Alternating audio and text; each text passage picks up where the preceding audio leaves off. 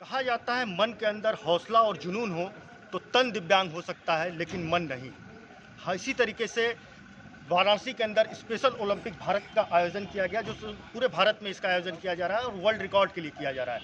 उत्तम जी हमारे साथ में, इनसे जानते हैं कि इसके पीछे का मकसद क्या है और कार्यक्रम किस तरीके का रहा। देखिए, ये अमृत महोत्सव आज़ादी का चल रहा है, तो आज़ादी के अमृत महोत्सव में सबका योगदान होना चाहिए। तो हमारे दिव्यांगजन, जिनकी आबादी भारत में 10% से अधिक है, तो इनकी भी सहभागिता हो, वह भी आत्मनिर्भर हो, स्वावलंबन हो, खेल में उनकी रुचि बढ़े। इसलिए भारत सरकार ने इस प्रकार के कार्यक्रम को तैयार किया है कि इनके अंदर भी आत्मविश्वास पैदा हो और राष्ट्र निर्माण में अपना भी योगदान दे सकें। इसके लिए 75,000 दिव्यांगजनों ने आज जॉगिंग करके विश्व रिकॉर्ड बनाया।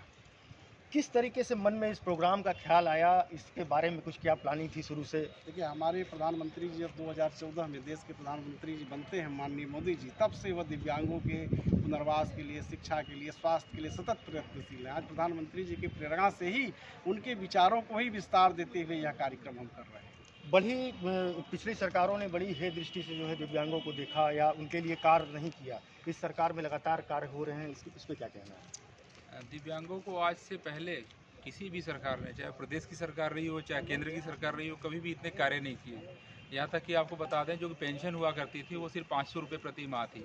फिर उसके बाद में जब से भाजपा की सरकार बनी 1000 रुपये किया, और अभी इस बार जो मुख्यमंत्री योगी आदित्यनाथ जी ने घोषणा की वो 1500 रुपये के लिए की है।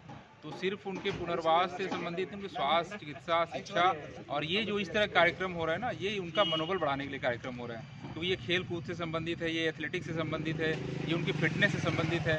तो ऐसे कार्य करने से ऐसे जो दिव्यांग हैं, हमारे बच्चे हैं या खिलाड़ी हैं, उनका मनोबल बहुत ऊंचा होता है। तो ये भी बहुत महत्वपूर्ण कार्य, और मैंने नहीं देखा कि आज से पहले भारतीय जनता पार्टी गवर्नमेंट बनने से पहले दिव्यांगों के लिए कभी ऐसे कार्य किए गए। इस तरीके के कार्यक्रम में युवाओं की भागीदारी बहुत जरूरी होती है। हमारे साथ सुमित हैं, जो हमेशा जो है नशे के ऊपर काम करते हैं। वो चाहते हैं कि देश से नशे की समाप्ति हो। इस पर बात करते हैं सुमित से। सुमित, क्या कहना है? सबसे पहले मैं ये कहूँगा कि एक दिव्यांगता का कारण जो होता है वो एक नशा भी है।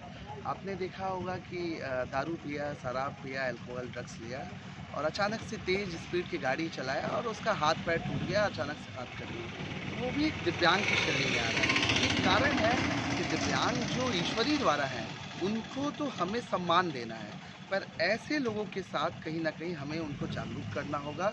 और आपने जैसा कहा कि युवाओं की सहभागिता बढ़ चढ़ के, मुझे लगता है ये भारत देश ही युवाओं का है।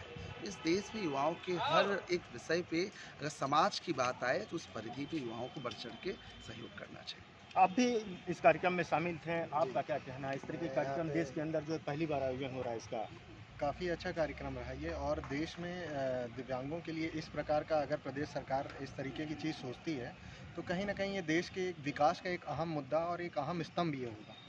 और इस तरीके से हम अपने दिव्यांग जितने भी भाई बहन हैं उनको एक हौसला देते हैं कि आप कभी भी अपने आप को कमज़ोर मत समझिए। अपने प्रदेश में और अपने पूरे देश में आपकी भी भूमिका एक आम खिलाड़ियों की तरह है और आप आगे जाके हमारे देश का नाम गौरव करेंगे, रोशन करेंगे। धन्यवाद। निश्चित तौर पर कहा जाए तो इस तरीके का कार्यक्रम जो है दिव्यांगों के अंदर एक अलग तरीके का ऊर्जा जो है उनके अंदर प्रवाह करेगा। प्रवाह साक्षी के लिए वाराणसी से अमित मुखर्जी।